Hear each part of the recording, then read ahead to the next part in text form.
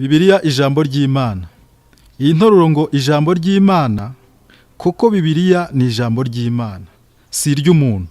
Ntirikomoka ku muntu, ku idini, ku gihugu cyangwa ku bwoko ubwo ari bwo bwose. Nicyo gituma ugira icyo avuga kuri iri jambo akwiye kubanza kubyitondera cyane ntahubuke. Iri jambo ubwaryo ritugira inama rigira riti: ijambo ry'Imana si iryo gukinishwa, ni iryo kwitonderwa, rirakomeye. Ntukagire ishyushyu ryo kurivugira imbere y'abantu uribasobanurira. Witondere kurihubukira, nyiraryo ari mu ijuru nawe uri mu isi. Iri jambo ntirikubujije kuryigisha, ahubwo rirakuburira kudapfa kuryirohamo. Waba urisoma, uryigisha, urisobanurira abantu, cyangwa se urisobanura mu nyandiko. Zaburi 119 umurongo wa 11. Twizeye tudashidikanya ko iyi gahunda mwateguriwe izabafasha kurushaho kumenya Imana no kwitegura ubwami bwayo bugiye kwimikwa bidatinze. Mugire kwa gutekereza kwari muri Kristo, namwe mukugire mu bwonko bwanyu. Have that mind which was in Christ. Bana b'Imana, nkuko mumaze kubyumva mu ijambo mbwiwe na Deo nta kiruta Imana. Iri jambo ry'Imana rifite akamaro cyane, ariko abemera kugendana naryo. Abiyo dukunda kuvuga amagambo yacu, ijambo ry'Imana ntiturihe umwanya waryo. Ubwa mbere reka tubanze twumva amagambo ari muri Zaburi igice c'111 umurongo wa 10. Hari amagambo meza avuga ati: nabikira ijambo ryawe mu mutima wanjye kugira ngo ntagucumuraho. Aha ni umunyazaburi. Ijambo ry'Imana ntiribikwa nk'uko umuntu abika ikintu. Umuntu abika ikintu cye, ijambo ry'Imana ntabwo waribika, si ikintu cyawe, ni iry'Imana. Ahubwo iryo jambo Imana iragusanga ikakwigisha mu buryo bwa Mwuka Wera, kugeza ubwo iryo jambo rijya mu bwonko bwawe, wigishijwe ukaribwirwa. Si ikintu uherezwa ngo ugishyire ahantu, ahubwo uraryigishwa, kandi umwigisha mukuru waryo ni Mwuka Wera, rikagenda rikagera mu bwonko bwawe. Ni nk'uko ubu ngubu mbabwira, ibyo mbabwiye biragenda bikajya mu bwonko bwanyu, ariko ntubasha gusobanura uko ibi mbabwiye bigenda bikagera mu bwonko bwanyu. Namwe ibyo muvuze bikagera mu bwonko bwanjye, ibi ngibi ni iby'Imana. N'iki kintu ugihe umuntu tubika iki kintu ukakibika. Nicyo gituma imvugo muri Bibiliya ikwiriye kwitonderwa. Ijambo ry'Imana ntiribikwa, ahubwo ni Imana ikwigisha, rikakujya mu bwonko, rikaba mu bwonko bwawe, kandi rikaba rikwiriye kuhaguma. Ntiribikurwa. Icyo ubitse urakibikura, ariko ijambo ry'Imana ntiribikurwa. Iyo ribikuwe biba bicitse. Ngo rero iyo urigumanye ntukora icyaha. Ngo narigumishijemo kugira ngo ndakora icyaha. Nicyo niryo murinzi wo kukurinda gukora icyaha. Iyo urikuyemo ukora icyaha, kuko iyo rivuyemo hagira ikindi kirisimbura, kamere mbi ikakwigisha gukora icyaha. Ibi rero nibyo dutangiye uburyo bwo kumenya Bibiliya. Ntupfe kuyisoma gusa. Yohana 8 murongo wa 30 kugeza 32. Twumve icyo havuga. Yohana 8 igice cya 8 umurongo wa 30 kugeza 32.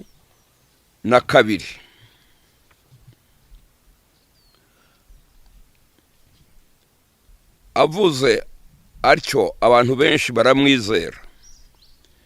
Nuko Yesu abwira abayuda bamwizeye ati, nimuguma mu ijambo ryanjye muzaba abigishwa banjye nyakuri.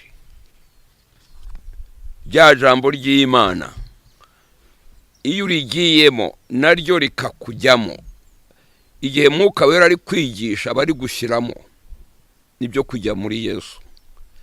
Rya jambo wigishwa na Mwuka Wera naryo rikakujyamo. Ati mwabayuda mwanyizeye mwe, nimugumanira ijambo mu bwonko bwanyu mukarigumana rikababamo namwe mukaribamo, nibwo muzaba abigishwa banjye nyakuri. Umwigishwa nyakuri nugumara ijambo ry'Imana mu bwonko bwe. Umwigishwa nyakuri ntakora icyaha. Iyo urifite muri wowe ntukora icyaha, kere kuri sohoye ukagibwamo na kamere yindi. Jeremiya 20 bino kubigisha kumenya Imana iyo ariyo uburyo ikora n'ijambo ryayo. Jeremiya 23 murongo wa 21 nukumva iki jambo ry'Imana rivuga. Jeremiya 23 murongo wa 21.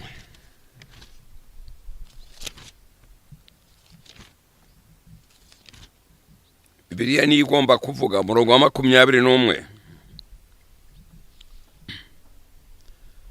Abo bahanuzi sije wabatumye ariko barihuse.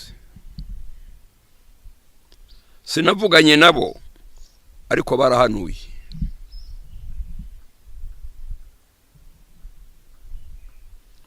Aha n'Uwiteka abwira abayuda, abahanuzi b'abayuda ati abo bahanuzi sije wabatumye, udatumwe na Yesu abatumwe na Satani.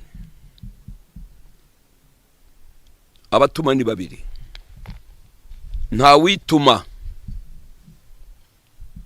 None Uwiteka aravuze ati sije wabatumye, ubwo batumwe nande na Satani. Barihuse ntibabanza kujya mu ishuri ryanjye ngo mbigishe mbibwire uwo ndiwe, bajye kuvuga uwo ndiwe. Ariko barihuse. Ibyo mwumvise muri ya nteruro ngo ijambo ry'Imana ntuhubuke, ntupfe guhagarara ngo uvuge, ubanze ujye mu ishuri ry'Imana ikwigisha kugeza ubwo iryo jambo rigera mu bwonko bwawe ukajya kuvuga ikikurimo. Jeremiya yabivuze neza cyane muri Jeremiya 15 murongo wa 16 ati ijambo ryawe ryaraje ndariteka maze kurihisha neza ritashiririye. Bamwe barariteka bakarishiririza, siryo rishirira nibo bashirira. Ati nararitetse riratekeka nyobowe na Mwuka Wera, ndaritapfuna numva uburyohe bwaryo, ndarimira ringeze munda, umubiri umuriro ungurumanamo nanirwa guceceka, ndahaguruka ndavuga. Jeremiya yavugaga iki murimo, ntabwo yavugaga icyo asomye mu gitabo, yasomaga icyamaze kumugeramo. Nicyo gituma ijambo ry'Imana n'ibyo kurya bitunga ibitekerezo byacu ntibicumure. None aba bantu bagiye batari bateka, batari barya ijambo ry'Imana, batigishijwe na Mwuka Wera. Sinavuganye nabo ariko baragiye barahanura, kandi bahanura mu izina ryanjye. abana babwiriza b'ijambo ry'Imana, abo bahanuzi nta bandi utegereje, naba bavuga babumbuye bibiri imbere y'abantu, bakabumbura ijambo ry'Imana batatumwe nayo, bakabumbura bibiri imbere ijambo ry'Imana batari barigira mu bwonko bwabo. Sinavuganye nabo, ariko baragiye barahanura, kandi ntavuganye nabo, bavuganye nande na Satani, ariko baravuga mu izina ry'Uwiteka. Ariko iyo abo barahagaze mu nama zanjye, baba barumvishije ubwoko bwanjye amagambo yanjye, bakabayobora ngo bave mu nzira yabo mbi no mu migenzereze yabo mibi. Igituma twiga Bibiliya ntituyimenye nuko tuyiga nabi. Niko umugaragu w'Imana Pawulo yavuze ngo turiga ntitumenya. Kuki? Kuko twiga nabi. Kuko twiga nabi. Kuko twigishwa n'abatabanje kuvugana n'Imana, akaba ari batwigisha. Iyo bahagarara mu nama zanjye, iyo batega amatwi nk'abigisha, ijambo ry'Imana ririgwa, ibya Satani ntibyigwa, turabivukana, iby'Imana birigwa. Baba barumvishije ubwoko bwanjye amagambo yanjye, bakareka gukora ibyaha. None ubu ngubu ikintu cyananiye amadini yose ni ugutsinda gukora icyaha. Ibindi byose babigeraho. Kuki? Aho kwigishwa ijambo ry'Imana bagira utundi bahimba. Baba barayoboye abantu banjye mu nzira zanjye, maze bakava mu nzira zabo mbi. Ngiki gituma tunanirwa kubabuza gukora ibyaha, tugahimba ngo nimukore mutya, ibyaha byanyu birababarirwa. Ngo nimukore mutya, Imana irabababarira. Ibyo bihimbano bizatugeza he? Murongo wa 23, Uwiteka arabaza ati, mbese mwibwira ko ndi Imana ya hafi gusa, ntari n'Imana ya hose na kure? Imana iti, ibyo mwibwira mu mitima yanyu ndabisoma. Ukajya imbere y'abantu uzi kubayobya cyangwa wishuka ngo uri mukuri. Hari uwabasha kunyihisha ahiherereye simubone. Ibyo uvuga abantu ubabeshya barabona yuko ari ukuri, nabo bakakubeshya baki twabaye abakirisitu batabayebo. Ariko hari usoma ibitekerezo byawe, hari uzu ubunebwe bwawe bwo kwihuta ukajya kuvuga kandi utazi icyo uvuga icyo ari cyo. Niko Uwiteka abaza, sijye ukwiriye ijuru n'isi? Numvise iby'abahanuzi bavuze, bahanurira ibinyoma mu izina ryanjye ngo nareretswe. Ntiwerekwa, urigishwa bikakujyamo ukavuga icyo kurimo. Iby'Imana si ikintu kizanwa ngo gishyirwe imbere yawe ngo dore. Iryo yerekwa nirihe? Ngo neretswe, ngo Mwuka Wera yambwiye. Imana nta handi kubwirira kereka muri Bibiliya. Ntibwirwa n'iyikubwira, kandi kakubwirira muri Bibiliya. Hanze ya Bibiliya ni imvugo ya Satani.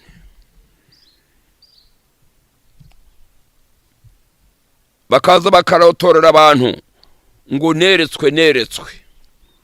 Ngwaho kugira ngo bangarurire abantu banjye bangarukire, bakampuza abantu banjye ntibamenye, kandi babeshwa ngo babwiwe Imana kandi batabwiwe Imana iyo ariyo.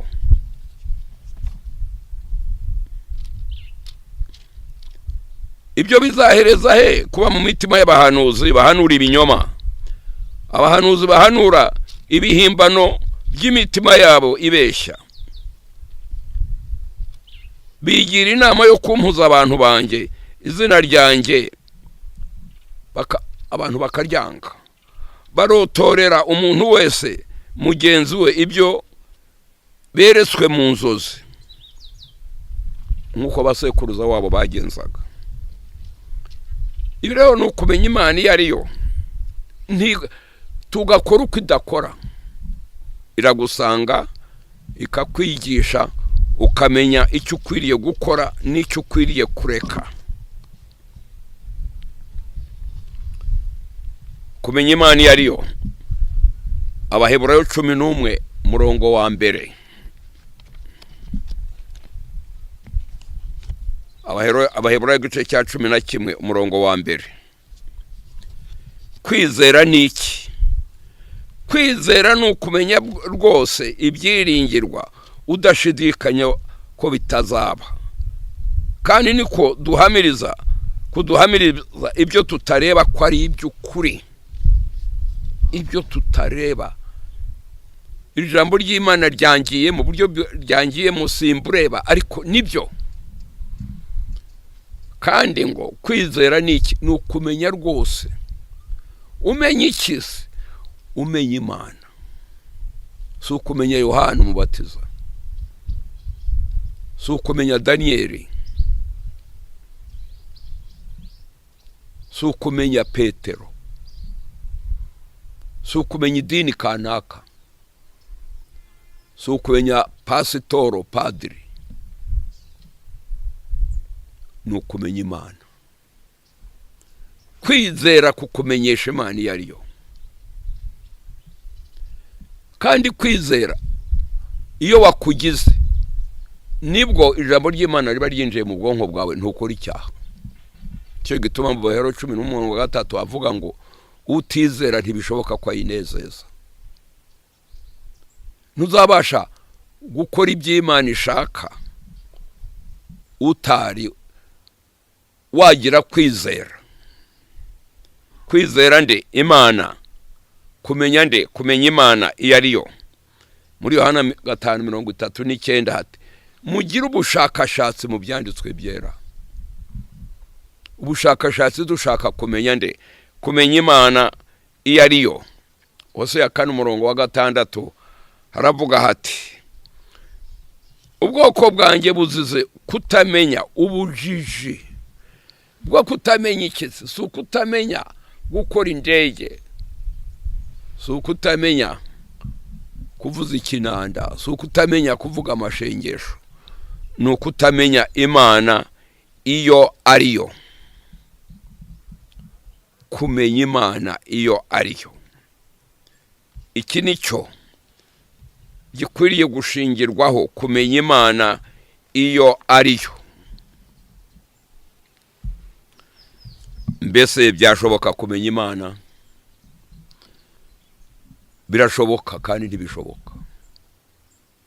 Byashoboka kumenya Imana, birashoboka kandi ntibishoboka. Igihe umwana w'umuntu yarabambwe ku musaraba w'i Karuvari, abigishwe bavugije induru bati turashize. Waturengeraga Abayuda n'Abaroma ngo batatumara, aragiye, turashize. Imana ntipfa. Ubuze ikigufasha kuko umwana wawe agiye, umukunzi wawe agiye. Imana ntipfa, ihoraho. Cyabambwe ku musaraba niki?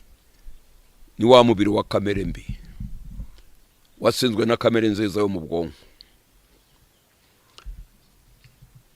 Birashoboka kumenya Imana ye cyangwa oya. Ye.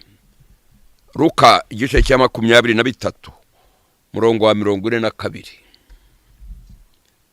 havuga iby'igisambo cyari kibambanywe na Yesu ku musaraba kizira ko kibye. Abandi barirutse barahunga bavuza induru bati turashize. Igihe habaga igishitsi abantu bati turashize. Avuze ati birarangiye wa mubiri. Ariko cya gisambo cyari kibambanywe nawe kiriho gipfa kiravuga kiti nukuri uyu ni umwami, kiti mwami ubwo uzagira mu bwami bwawe uzanyibuke. Kiramumenya, igisambo cyaramumenye. Birashoboka cyemeye kwigishika, ko umuntu yarimwe mu buryo bwo kwigishika, umwe akemera undi akanga. Igisambo cya kabiri cyari kibambwe cyanze kumumenya kandi kimureba. Icyo gisambo cyapfuye cyanze kumenya, cyaratakaga ngo uyu nguyu utikwiye ku musaraba yahankura se. We yasabaga kuva ku musaraba. Iki gisambo cyamenye Yesu Kristo ntabwo cyasabye gukurwa kubamburwa nk'uko uwo cyamenye nawe ntiyigeze asaba kubamburwa. None turasaba kubamburwa. Ngo yarabambwe ndabamburwa. Urabamburwa wigeze ubambwa ku musaraba, kubambwe na kamere mbi. Iki gisambo ntikigeze gisaba kubamburwa, kitubwo uzagaruka mu bwa cyazi kizi yuko agiye kandi azazuka. Ati nugaruka mu bwami bwawe, ubuse ntitwiteguye Yesu ko agiye kugaruka. Icyo gisambo cyavugaga iki gihe kiri imbere yacu, atuzanyibuke mu bwami bwawe. Ibyahiwe 14 umurongo wa 12 na 13 ngo hahirwa abapfa bapfira mu mwami Yesu Kristo. Saba kirabakirira mu mwami Yesu Kristo, nkuko cya gisambo kindi cyasabaga kubamburwa kandi kibambishijwe na kamere mbi. Ikiri muri cyo, ariko icyari cyatsinze kamere mbi nticyasabiye kubamburwa. Mfemfiriye muri Yesu Kristo.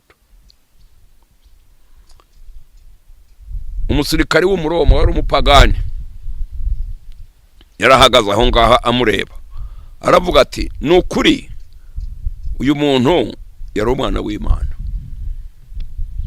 Abandi bavuga abayuda ngo ni mwene Yosefu. Nukuri yari umwana w'Imana. Uyu musirikari aramumenya. Abayuda yavukiye muri bo ntibamumenya. Yohana igice cya mbere umurongo wa 11. Muri Yohana igice cya mbere umurongo wa 11. Mwumve uko havuga. Abamumenye n'abatamumenye. Yohana igice cya mbere umurongo wa 11.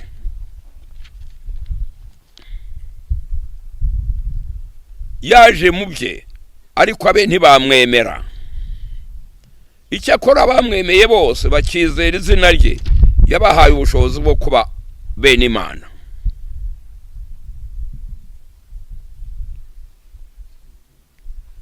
Abo ntibabyawe n'amaraso cyangwa n'ubushake bw'umubiri cyangwa n'ubushake bw'umugabo, ahubwo babyawe n'Imana. Ibintu bitubwira kuvuka bwa kabiri. Yesu abwira Nikodemu ati Nikodemu, utabyawe ubwa kabiri ntabasha kubona ubwami bw'Imana. Yaje mube abavukiramo ntibamumenya, baravuga ngo ni mwene Yosefu na Mariya, kuko bashakaga uza kubakiza ingoyi y'Abaroma akabakiza abanzi babo bisi. Ntibamenye umwanzi mukuru ko ari umubiri. Ngo utazi umwanzi asiga umubiri wa kamere mbi, urimo kamere mbi, urimo irari ribi. Ntibamumenye. Igisambo cyaramumenye, umusirikari yaramumenye. Abayuda batambaga ibitambo bisura ko azaza ntibamumenya. bashaka guza kubakiza ingoyi y'abayuda ntibamenye ingoyi yo mu bwonko, baramufata bamushyira Pilato, umupagani. Kumenya Imana, mbese koko Imana iriho cyangwa ntiriho? Abantu benshi bajya bagerageza kumenya Imana mu buryo bwabo, mu gutekereza kwabo. Ntabwo ubwenge bw'umuntu bubasha kumenya Imana, ariko Imana ifite ibyo ibiyigaragaza kwiriho. Umunyazaburi yaravuze ati, umupfapfa niwe uvuga ngo nta Mana. Umupfapfa aravuga ati nta Mana iriho.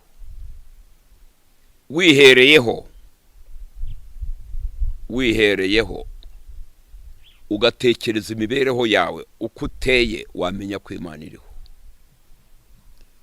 Urugero, ubu ndavuga ibyo mvuze bikajya mu bwonko bwanyu, abo turi kumwe, namwe ibyo muvuze bikajya mu bwonko bwanjye. Wasobanura nta kantu, nta gakwege binyuzeho, bigeze bite mu bwonko bwanjye udasatuye umutwe ngo ubishyiremo?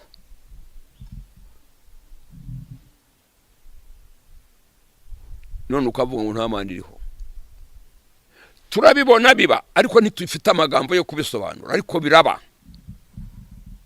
Ibyo ngibyo rero biba utazi, ngiye Imana.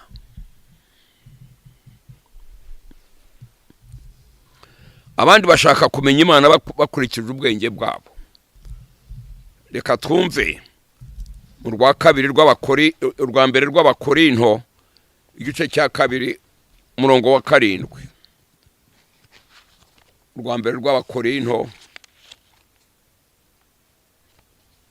igice cya 2 umurongo wa 7.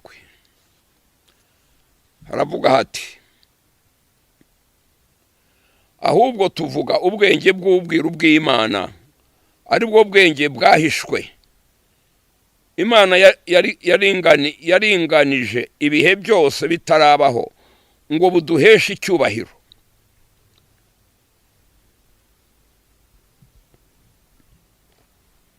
Mu batware b'iki gihe nta wabumenye. Abo batware bavugwa naba, abanyabwenge b'iki gihe ntibabumenya. Kuko iyo babumenya ntibaba barabambye umwami w'icyubahiro. Iyo baza kumumenya ntibajyaga kumufata ngo bamushyire Pilato, ariko batambaga ibitambo, bakomezaga isabato bituma badacira n'amacandwe hasi, ariko ntibamenya umuremyi w'ijuru n'isi. Bamenya amategeko 10, ntibamenya nyirayo. Ubwenge bw'isi ntibubasha kumenya Imana iyo ariyo. Kumenya Imana iyo ariyo tubimenyeshwa n'Imana ku buntu bwayo. Nta muntu wundi wabimenya uretse ubuntu bw'Imana, nibwo uyitumenyesha. Kumenya Imana iyo ariyo, Matayo 22 umurongo wa 37 haravuga hati, ukundisha Uwiteka umutima wawe wose n'ubwenge bwawe bwose, impagarike yawe yose, ukunda Uwiteka. Ngo iryo ni itegeko rya mbere cyangwa ibwiriza rya mbere mu mategeko 10. Ukunda Uwiteka ni iki? Ngo bashimisha iminwa ariko imitima yabo indi kure. Gukunda Uwiteka ni ukumumvira. Si amagambo. Iri tegeko ryo gukunda Uwiteka ni ugukora, ukubaha bya bindi ufitanye isano n'Imana. Isano n'Imana ni itegeko rya mbere, ntukagira izindi mana. Irya kabiri, ntukeremere ibishushanyo bibajwe cyangwa bibumbwe. Irya gatatu, ntugakinishe izina ry'Imana mu binyoma, mu kuri se. Icya kane, ujye wibuka umunsi wa 7 wari Uwiteka yaruhutse. ngibyo gukundisha Uwiteka umutima wawe n'impagarike yawe yose si amagambo, naho ubundi ni amagambo gusa. Kuvuga ngo ndamukunda si ukugaburira abakene. Gukunda Uwiteka si ukubakira abakene, icyo kiza nyuma. Gukunda Uwiteka ni ukumvira icyo akubwira mu itegeko rya mbere kugeza ku rya kane. Yakugeramo ukaba inshuti yabyo. Girya itegeko rya mbere nukubaha yayandi ane ufite nk'isano n'Imana. Niba rero utubaha ayo ngayo arane cyangwa ukabura rimwe, ukabura abiri, ukabura atatu, ntawe uhuriye n'Imana. Iyo ni irya mbere. Irya kabiri, ukunde mugenzi wawe nk'uko wikunda. Abantu usanga bajya impaka ngo ese nakunda mugenzi wanjye nk'uko nikunda. Oya, iyo wakunze Imana byarangiye na mugenzi wawe uramukunda. Iyo wubashye Imana muri yayandi ane ikubashisha kubaha na mugenzi wawe, gukunda mugenzi wawe. Iryo rya mugenzi wawe ni irya gatanu, ni irya gatandatu, irya karindwi, irya munani, irya cyenda, irya cumi. Isano na mugenzi wawe. Mwumve, igihe udakomeje ayo mategeko ariko ukarenga ukakora ibikorwa bigaragaza ngo ukunda mugenzi wawe, ni imfabusa. Menya Imana iyo ariyo mbere yo kumenya mugenzi wawe. Ntabwo hatangijwe ngo ukunde mugenzi wawe, ukunde Uwiteka Imana yawe, ugakomeza ya mategeko ane ya mbere. Iyo wayakomeje biba byarangiye, nasigaye urayakomeza. Noneho kugira ngo tubanze irya rya mbere tugakomeza irya kabiri, tugakora ibyo abantu bareba. Burya iyo ugiriye umuntu neza umugurije ngo azakwishyure, iyo ugabiye umuntu inka umugurije ngo azakwiture, inyitura nibaho. Niyo atakwituye inka akwitura kukwirahira ati databuja yampaye inka. Iyo utamwirahiriye arayikunyaga. Iyo utamwirahiriye arayikunyaga. Nimwumve, kumenya Uwiteka uwo ari we ntari mu bigaragara, ari mu bitagaragara. Ukabanza ukamugira mu bwonko bwawe, wamugira mu bwonko bwawe ukaba ugiye gukora ibyo ashaka.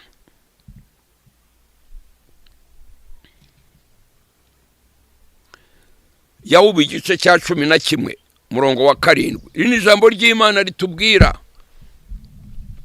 Yakobo 11 umurongo wa 7.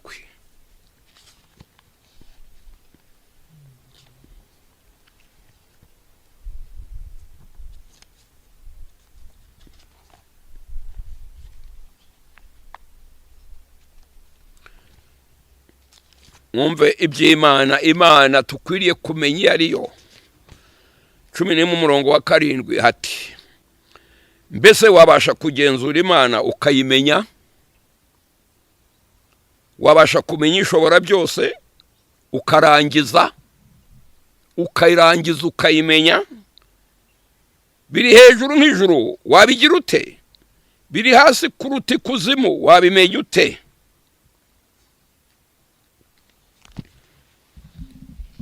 Iby'Imana biri mu ijuru hejuru utari uzajyayo bimenye. Ibiri kuzimu Imana iri hejuru, iyo ngiyo utagera. Imana iri iyo ngiye kuzimu utagera, ni omnipresent, ibera hose icyarimwe.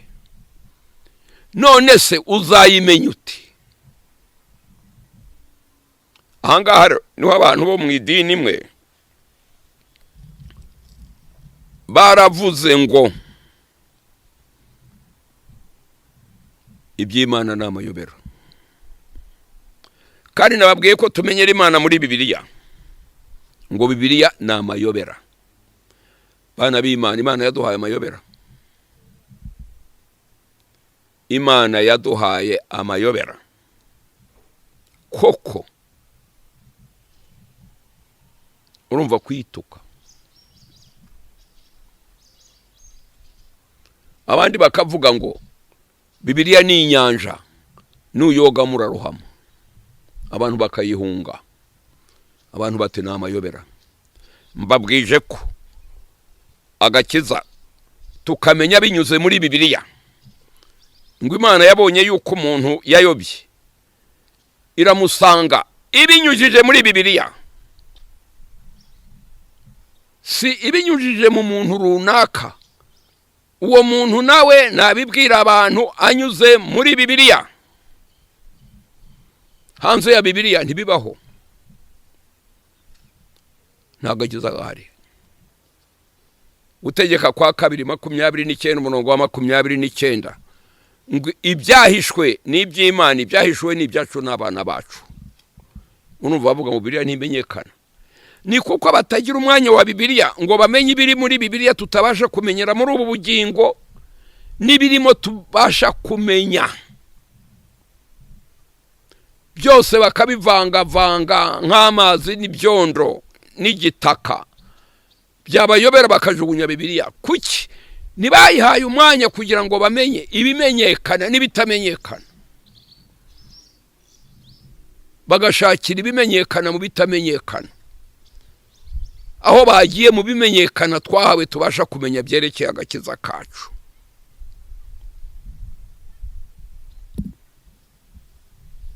Ngiyo Bibiliya nguko kumenya Imana ifite ibyayo, ifite n'ibyo yahaye abantu, ari byo bibabera agakiza, bibabera agakiza. Ikibazo kirabaza ngo byashoboka, mbese byashoboka ko Imana imenywa?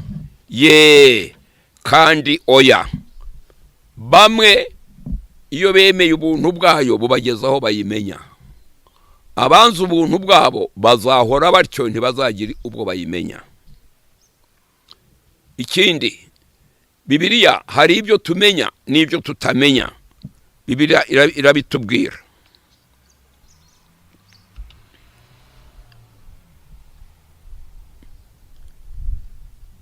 Ibintu byaremwe bitwereka Imana ariko ntibivuga.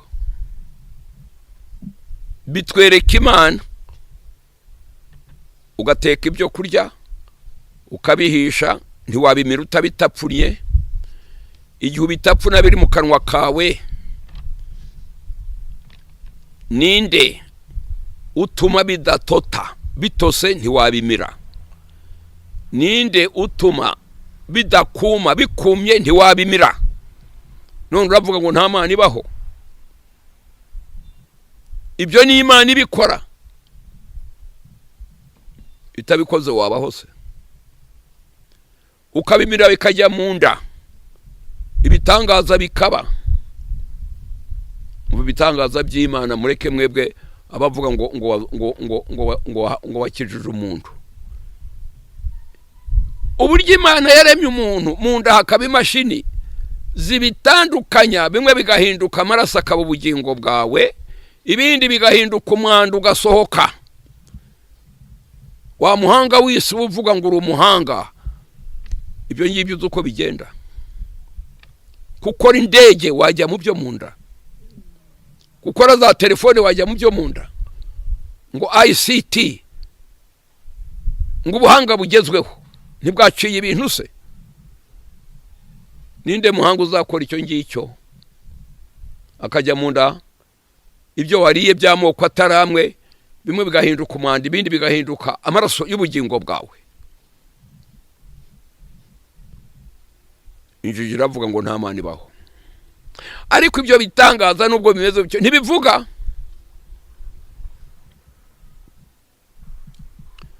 Nicyo cyatumye rero igihe kiragera Imana iraza iriyizira ubwayo, abantu bananiranye, tutaragira ku byo kuza kwa Mana mwana bumana. Reka turebe ibyabaye mu Bagiriki. Abagiriki ni philosophers, abakunzi bo kumenya gutekereza. Ntibatekereza nkatwe, barabikunda.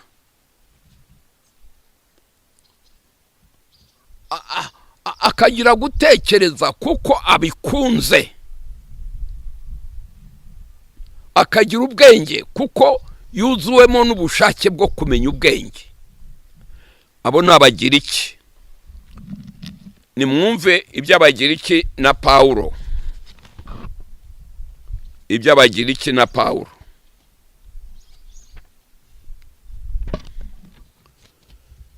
Mu Byakozwe n'Intumwa igice cya 17. Ibi ni bitwigisha kumenya Imana iyo ari yo. Ntabwo ari bitwigisha kumenya abantu abari bo, umuntu uwo ari we. Ibyakozwe n'Intumwa igice cya 17. Paulo ageze muri Ateni mu Bagiriki. Ibyakozwe n'Intumwa 17.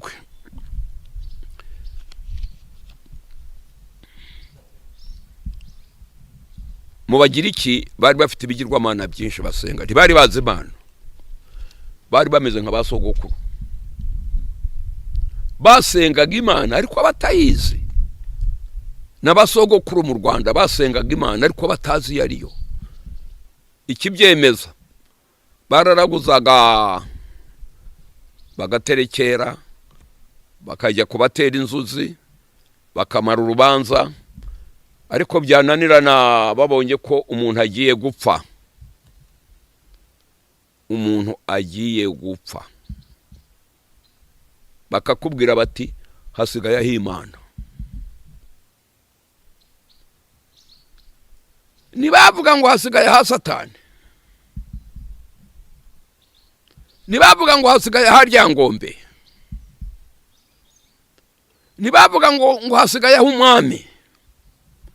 N'umwami abaye atyo bubahaga cyane, baramubwiraga bati babona agenda bati hasigaye Imana.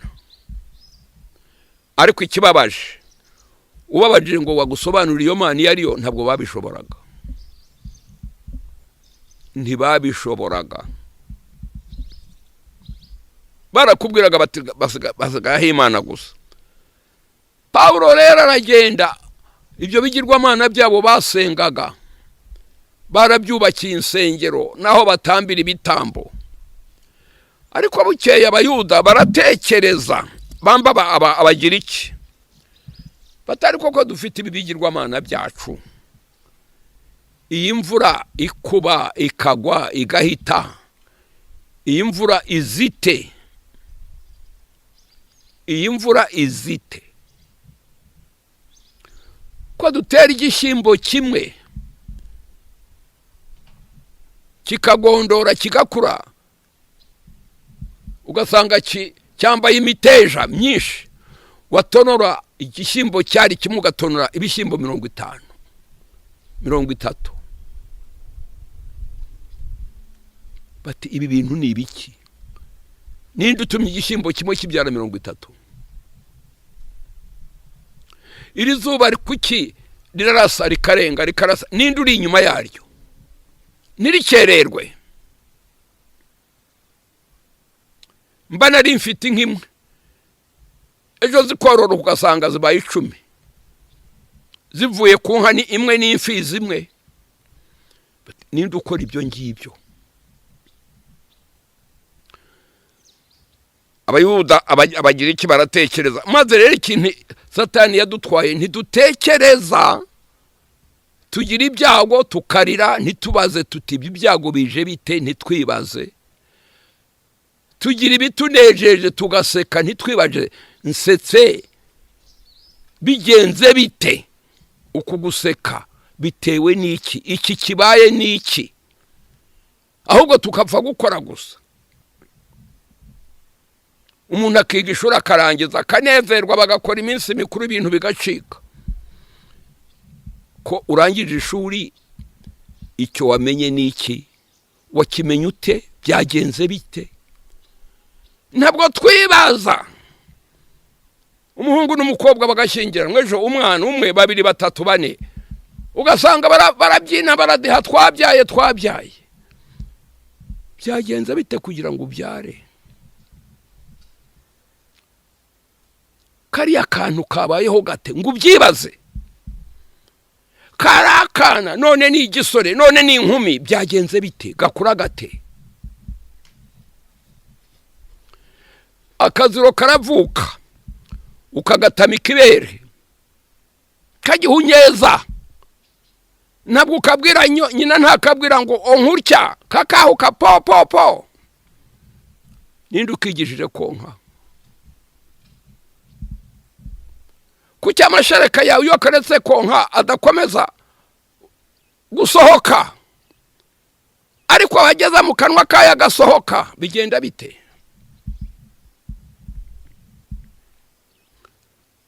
Bana b'Imana kudatekereza niho Satani adufatiye. Nuko baratekereza batumva hari ikindi kirenze ibibigirwamana byacu gikora ibi bintu byose ariko ntitukizi. Reka tucyubakira urusengero. Bacyubakira urusengero bakagenda bagatamba ibitambo bagatura bagatanga amaturo bagapfukama bakaririmba bagahimbaza uwo batazi. Bandikaho ngo uru rusengero n'urw'Imana itamenywa ariko bakayiramya. Bana b'Imana reka mbabwire n'uyu munsi dufite abantu ku cyumweru isibira ryana bagiye kuramya iyo batazi. Ku munsi wa karindwi ari wo sabato abantu barirukanka bakagenda bakirirwa baramya iyo batazi.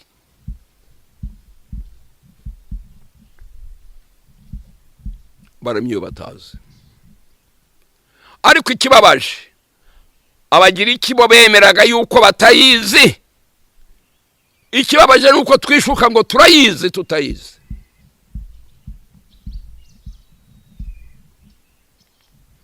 Kandi igihe uvuga ngo urayizi ntuzapfa uyimenye.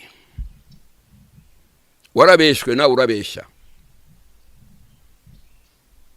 Ariko wemera yuko atayizi aziga yimenye. Umva Satani atugereza bita ngo turi abakristo ba Yesu. Ririya jambo abakristo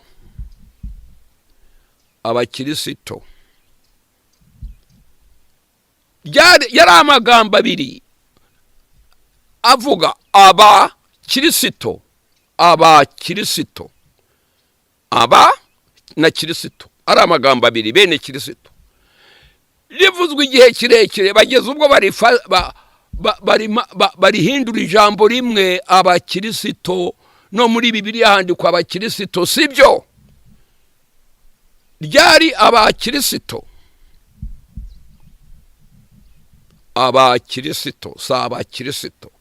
Icyakora koko nibyo turi abakristo ariko ntituri bene kristo. Turi abakristo ijambo rimwe ariko ntituri abakristo. Nimumve rero mu byakozwe n'intumwa uko havuga umurongo wa 22 kuko Pawulo yarigishije abantu bareka gucura ibigirwamana bashyiraga icyo kigirwamana cyabo iyo mana yabo batazi. Abacuraga ibyo bigirwamana barahomba. Abandi babura ibyo bajyana mu nsengero z'ibigirwamana byabo batuye umuntu yateje akaga. Nukurereka babwira ijambo ry'Imana rivuzwe uko riri. Abisi bavuga batuye umuntu yateje akaga ariko tuvuga nk'uko abisi bavuga kandi tuvuga mu izina rya Yesu. Tuvuga nk'uko abisi bavuga kandi tuvuga mu izina rya Yesu. Birababaje. Nicyo gituma abisi batatwanga.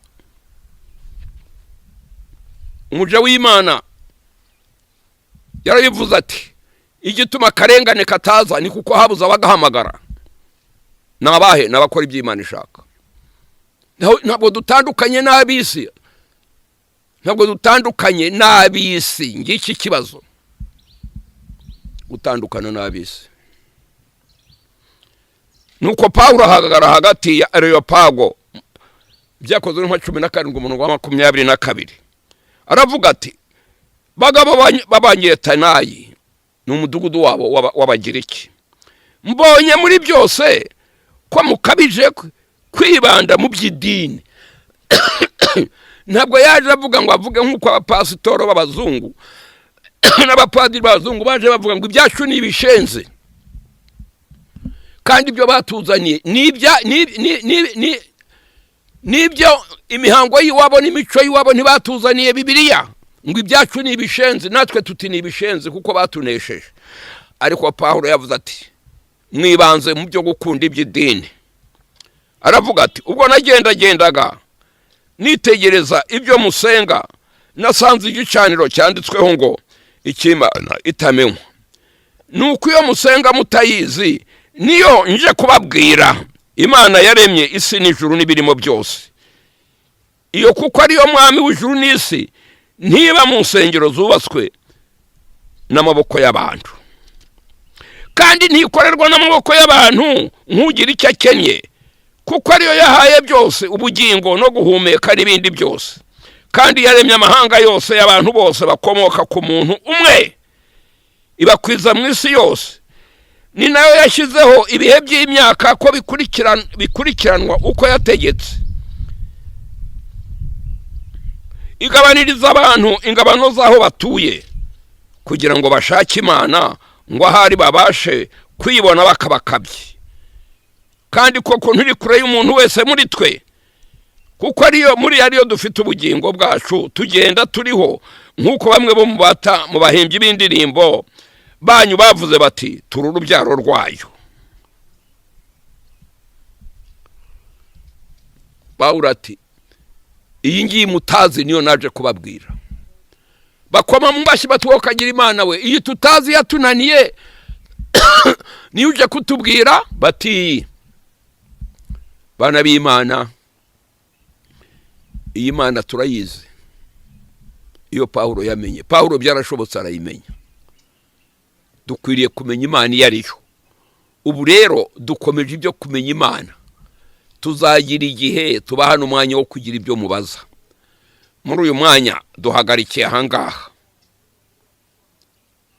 turakomeza ikibwirizwa cya kabiri kiri buze gukurikiraho. Tugereje ahangaha, icyo twavugaga ni ukumenya Imana iyo ariyo. Wibanza kwimenya, ntuzimenya utabanje kumenya Imana. Ntuzamenya uburyo wubaha Imana utabanje kuyimenya, kuko uzayikorera nk'uko Abagiriki bayikoreraga batayizi, nk'uko basogokuruza bayisengaga batayizi. Twaherewe Bibiliya, ijambo ry'Imana, kugira ngo ritumenyeshe Imana iyo ariyo.